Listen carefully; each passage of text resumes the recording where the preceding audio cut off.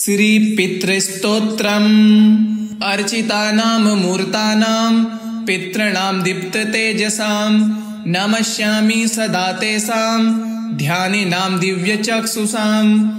इन्द्रादीनां च नेतारो दक्षमारीचयोस्तथा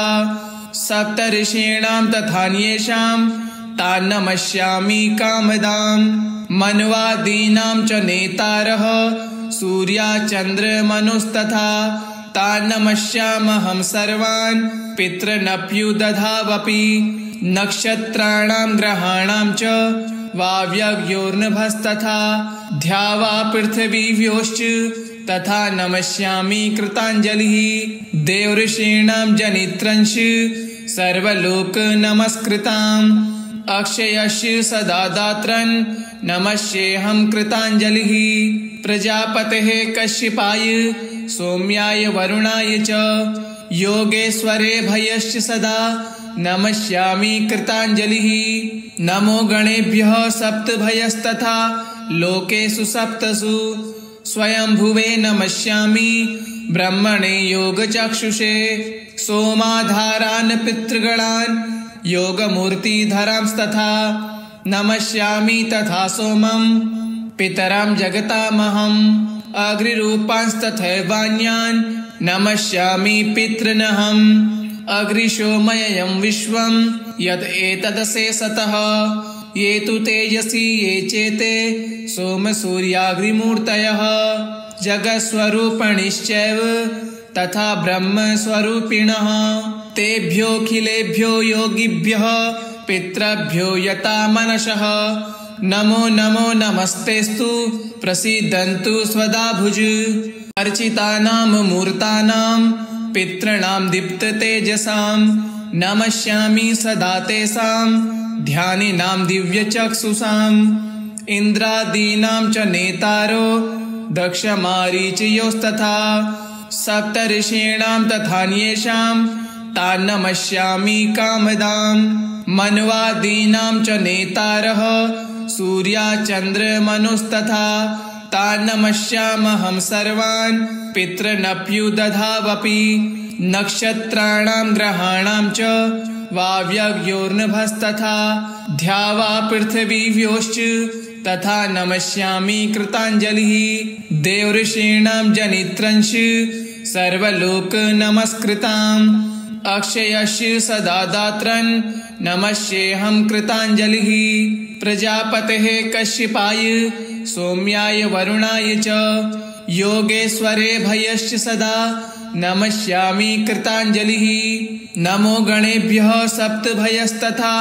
लोकेषु सप्तसु स्वयंभुवे नमस्यामि ब्रह्मणे योगचक्षुषे सोमाधारान् पितृगणान्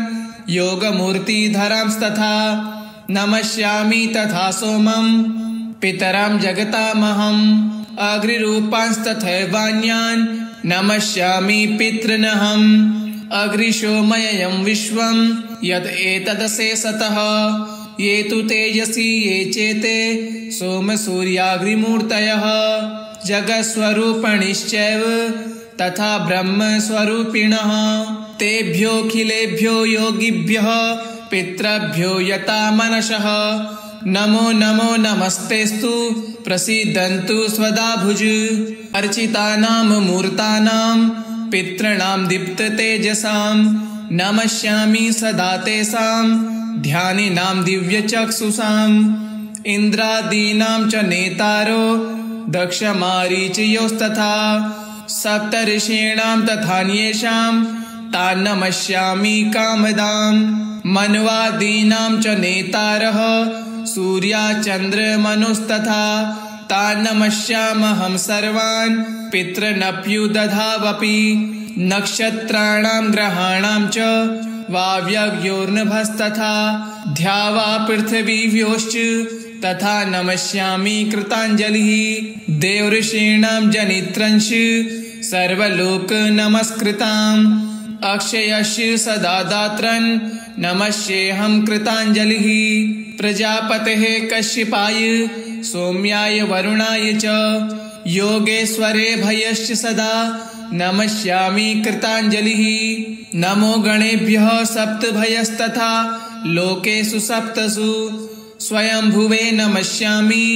ब्रह्मणे योगचक्षुषे सोमाधारान् पितृगणान् योगमूर्तिधरांस्तथा नमस्यामि तथा सोमं पितरां जगतामहम् अग्निरूपांस्तथैवान्यान् नमस्यामि पितॄनहम् अग्निशोमयं विश्वं यत् एतदशेषतः ये तु तेजसी ये चेते सोमसूर्याग्निमूर्तयः जगत्स्वरूपिणश्चैव तथा ब्रह्मस्वरूपिणः तेभ्योऽखिलेभ्यो योगिभ्यः पितृभ्यो यता मनसः नमो नमो नमस्तेस्तु प्रसीदन्तु स्वदाभुज। अर्चितानां मूर्तानां पितॄणां दीप्ततेजसां नमस्यामि सदा तेषां ध्यानिनां दिव्यचक्षुषाम् इन्द्रादीनां च नेतारो दक्षमारीचयोस्तथा सप्तर्षीणां तथान्येषां तान् नमस्यामि कामदां मन्वादीनां च नेतारः सूर्याचन्द्रमनुस्तथा तान् नमस्यामहं सर्वान् पितॄनप्युदधावपि नक्षत्राणां ग्रहाणां च वाव्ययोर्नभस्तथा ध्यावा पृथिवीव्योश्च तथा नमस्यामि कृताञ्जलिः देवऋषीणां जनित्रंश सर्वलोक नमस्कृताम् अक्षयस्य सदा दात्रन् नमस्येऽहं कृताञ्जलिः प्रजापतेः कश्यपाय सौम्याय वरुणाय च योगेश्वरे भयश्च सदा नमस्यामि कृताञ्जलिः नमो गणेभ्यः सप्तभयस्तथा लोकेषु सप्तसु स्वयंभुवे नमस्यामि ब्रह्मणे योगचक्षुषे सोमाधारान् पितृगणान् योगमूर्तिधरांस्तथा नमस्यामि तथा सोमं पितरां जगतामहम् अग्निरूपांस्तथैवान्यान् नमस्यामि पितॄनहम् अग्निशोमयं विश्वं यत् एतदशेषतः ये तु तेजसी ये चेते सोमसूर्याग्निमूर्तयः जगत्स्वरूपिणश्चैव तथा ब्रह्मस्वरूपिणः तेभ्योऽखिलेभ्यो योगिभ्यः पितृभ्यो यता मनसः नमो नमो नमस्तेस्तु प्रसीदन्तु स्वदाभुज। अर्चितानां मूर्तानां पितॄणां दीप्ततेजसां नमस्यामि सदा तेषां ध्यानिनां दिव्यचक्षुषाम् इन्द्रादीनां च नेतारो दक्षमारीचयोस्तथा सप्तर्षीणां तथान्येषां तान् नमस्यामि कामदां मन्वादीनां च नेतारः सूर्याचन्द्रमनुस्तथा तान् नमस्यामहं सर्वान् पितॄनप्युदधावपि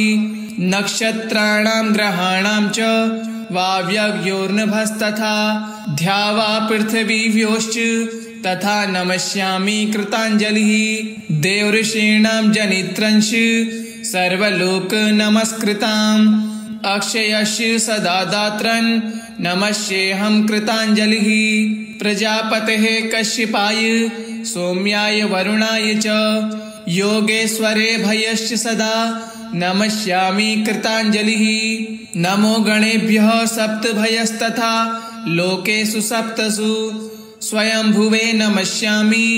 ब्रह्मणे योगचक्षुषे सोमाधारान् पितृगणान् योगमूर्तिधरांस्तथा नमस्यामि तथा सोमं पितरां जगतामहम् अग्निरूपांस्तथैवान्यान् नमस्यामि पितॄनहम् अग्निशोमयं विश्वं यत् एतदशेषतः ये तु तेजसी ये चेते सोमसूर्याग्निमूर्तयः जगत्स्वरूपिणश्चैव तथा ब्रह्मस्वरूपिणः तेभ्योऽखिलेभ्यो योगिभ्यः पितृभ्यो यता मनसः नमो नमो नमस्तेस्तु प्रसीदन्तु स्वदाभुज। अर्चितानां मूर्तानां पितॄणां दीप्ततेजसां नमस्यामि सदा तेषां ध्यानिनां दिव्यचक्षुषाम् इन्द्रादीनां च नेतारो दक्षमारीचयोस्तथा सप्तऋषीणां तथान्येषां तान् नमस्यामि कामदां मन्वादीनां च नेतारः सूर्याचन्द्रमनुस्तथा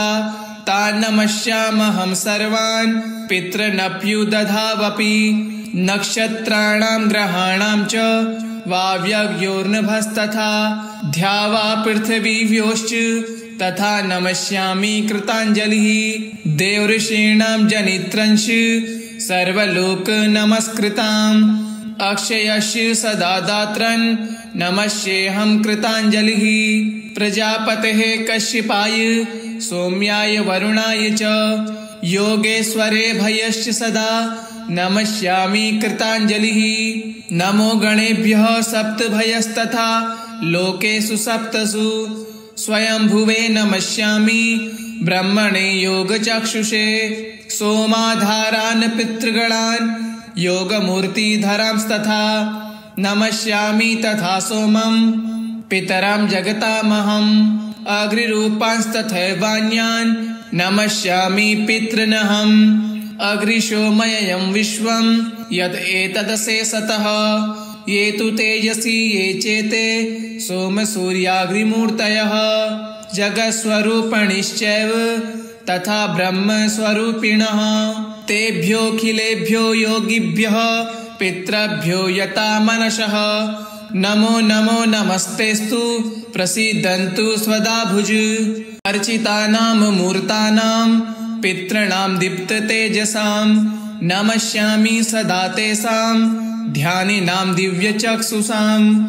इन्द्रादीनां च नेतारो दक्षमारीचयोस्तथा सप्तऋषीणां तथान्येषां तान् नमस्यामि कामदां मन्वादीनां च नेतारः सूर्याचन्द्रमनुस्तथा तान् नमस्यामहं सर्वान् पितॄनप्युदधावपि नक्षत्राणां ग्रहाणां च वाव्ययोर्नभस्तथा ध्यावा पृथिवीभ्योश्च तथा नमस्यामि कृताञ्जलिः देवऋषीणां जनित्रंश सर्वलोक नमस्कृताम् अक्षयस्य सदा दात्रन् नमस्येऽहं कृताञ्जलिः प्रजापतेः कश्यपाय सोम्याय वरुणाय च योगेश्वरेभ्यश्च सदा नमस्यामि कृताञ्जलिः नमो गणेभ्यः सप्तभयस्तथा लोकेषु सप्तसु स्वयंभुवे नमस्यामि ब्रह्मणे योगचक्षुषे सोमाधारान् पितृगणान् योगमूर्तिधरांस्तथा नमस्यामि तथा सोमं पितरां जगतामहम् अग्निरूपांस्तथैवान्यान् नमस्यामि पितॄनहम् अग्निशोमयं विश्वं यद् एतदशेषतः ये तु तेजसी ये चेते सोमसूर्याग्निमूर्तयः जगत्स्वरूपिणश्चैव तथा ब्रह्मस्वरूपिणः तेभ्योऽखिलेभ्यो योगिभ्यः पितृभ्यो यता मनसः नमो नमो नमस्तेस्तु प्रसीदन्तु स्वदाभुज अर्चितानां मूर्तानां पितॄणां दीप्ततेजसां नमस्यामि सदा तेषां ध्यानिनां दिव्यचक्षुषाम् इन्द्रादीनां च नेतारो दक्षमारीचयोस्तथा सप्तऋषीणां तथान्येषां तान् नमस्यामि कामदां मन्वादीनां च नेतारः सूर्याचन्द्रमनुस्तथा तान् नमस्यामहं सर्वान् पितॄनप्युदधावपि नक्षत्राणां ग्रहाणां च वाव्ययोर्नभस्तथा ध्यावा पृथिवीभ्योश्च तथा नमस्यामि कृताञ्जलिः देवऋषीणां जनित्रंश सर्वलोक नमस्कृताम् अक्षयस्य सदा दात्रन् नमस्येऽहं कृताञ्जलिः प्रजापतेः कश्यपाय सोम्याय वरुणाय च योगेश्वरेभ्यश्च सदा नमस्यामि कृताञ्जलिः नमो गणेभ्यः सप्तभयस्तथा लोकेषु सप्तसु स्वयंभुवे नमस्यामि ब्रह्मणे योगचक्षुषे सोमाधारान् पितृगणान् योगमूर्तिधरांस्तथा नमस्यामि तथा सोमं पितरं जगतामहम् अग्निरूपांस्तथैवान्यान् नमस्यामि पितॄनहम्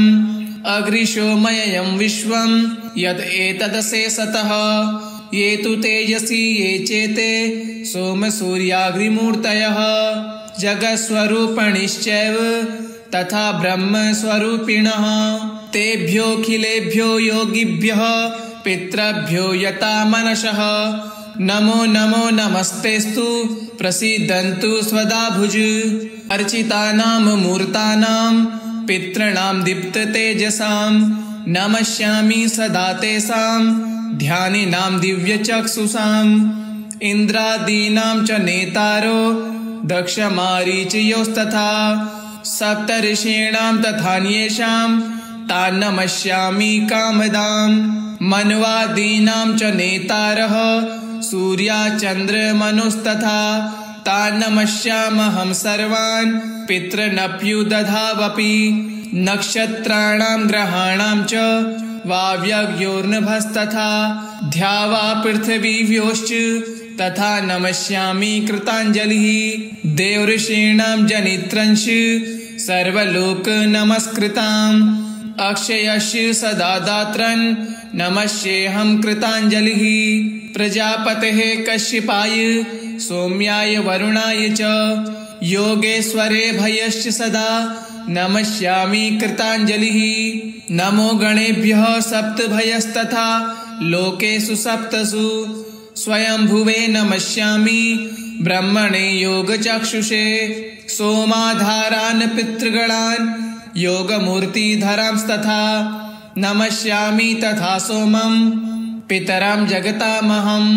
अग्निरूपांस्तथैवान्यान् नमस्यामि पितॄनहम् अग्निशोमयं विश्वं यत् एतदशेषतः ये तु तेजसी ये चेते सोमसूर्याग्निमूर्तयः जगत्स्वरूपिणश्चैव तथा ब्रह्मस्वरूपिणः तेभ्योऽखिलेभ्यो योगिभ्यः पितृभ्यो यता मनसः नमो नमो नमस्तेस्तु प्रसीदन्तु स्वदाभुज अर्चितानां मूर्तानां पितॄणां दीप्ततेजसां नमस्यामि सदा तेषां ध्यानिनां दिव्यचक्षुषाम् इन्द्रादीनां च नेतारो दक्षमारीचयोस्तथा सप्तऋषीणां तथान्येषां तान् नमस्यामि कामदां मन्वादीनां च नेतारः सूर्याचन्द्रमनुस्तथा तान् नमस्यामहं सर्वान् पितॄनप्युदधावपि नक्षत्राणां ग्रहाणां च वाव्ययोर्नभस्तथा ध्यावा पृथिवीभ्योश्च तथा नमस्यामि कृताञ्जलिः देवऋषीणां जनित्रंश सर्वलोक नमस्कृताम् अक्षयस्य सदा दात्रन् नमस्येऽहं कृताञ्जलिः प्रजापतेः कश्यपाय सौम्याय वरुणाय च योगेश्वरेभ्यश्च सदा नमस्यामि कृताञ्जलिः नमो गणेभ्यः सप्तभयस्तथा लोकेषु सप्तसु स्वयंभुवे नमस्यामि ब्रह्मणे योगचक्षुषे सोमाधारान् पितृगणान् योगमूर्तिधरांस्तथा नमस्यामि तथा सोमं पितरं जगतामहम् अग्निरूपांस्तथैवान्यान् नमस्यामि पितॄनहम् अग्निशोमयं विश्वं यत् एतदशेषतः ये तु तेजसी ये चेते सोमसूर्याग्निमूर्तयः जगत्स्वरूपिणश्चैव तथा ब्रह्मस्वरूपिणः तेभ्योऽखिलेभ्यो योगिभ्यः पितृभ्यो यता मनसः नमो नमो नमस्तेस्तु प्रसीदन्तु स्वदाभुज अर्चितानां मूर्तानां पितॄणां दीप्ततेजसां नमस्यामि सदा तेषां ध्यानिनां दिव्यचक्षुषाम् इन्द्रादीनां च नेतारो दक्षमारीचयोस्तथा सप्तऋषीणां तथान्येषां तान् नमस्यामि कामदां मन्वादीनां च नेतारः सूर्याचन्द्रमनुस्तथा तान् नमस्यामहं सर्वान् पितॄनप्युदधावपि नक्षत्राणां ग्रहाणां च वाव्ययोर्नभस्तथा ध्यावा पृथिवीव्योश्च तथा नमस्यामि कृताञ्जलिः देवऋषीणां जनित्रंश सर्वलोक नमस्कृताम् अक्षयस्य सदा दात्रन् नमस्येऽहं कृताञ्जलिः प्रजापतेः कश्यपाय सोम्याय वरुणाय च योगेश्वरे भयश्च सदा नमस्यामि कृताञ्जलिः नमो गणेभ्यः सप्तभयस्तथा लोकेषु सप्तसु स्वयंभुवे नमस्यामि ब्रह्मणे योगचक्षुषे सोमाधारान् पितृगणान् योगमूर्तिधरांस्तथा नमस्यामि तथा सोमं पितरां जगतामहम् अग्निरूपांस्तथैवान्यान् नमस्यामि पितॄनहम् अग्निशोमयं विश्वं यद् एतदशेषतः ये तु तेजसी ये चेते सोमसूर्याग्निमूर्तयः जगत्स्वरूपिणश्चैव तथा ब्रह्मस्वरूपिणः तेभ्योऽखिलेभ्यो योगिभ्यः पितृभ्यो यता मनसः नमो नमो नमस्तेस्तु प्रसीदन्तु स्वदाभुज इति श्री पितृस्तोत्रम् सम्पूर्णम्। ओम श्री पितृभ्यो नमः।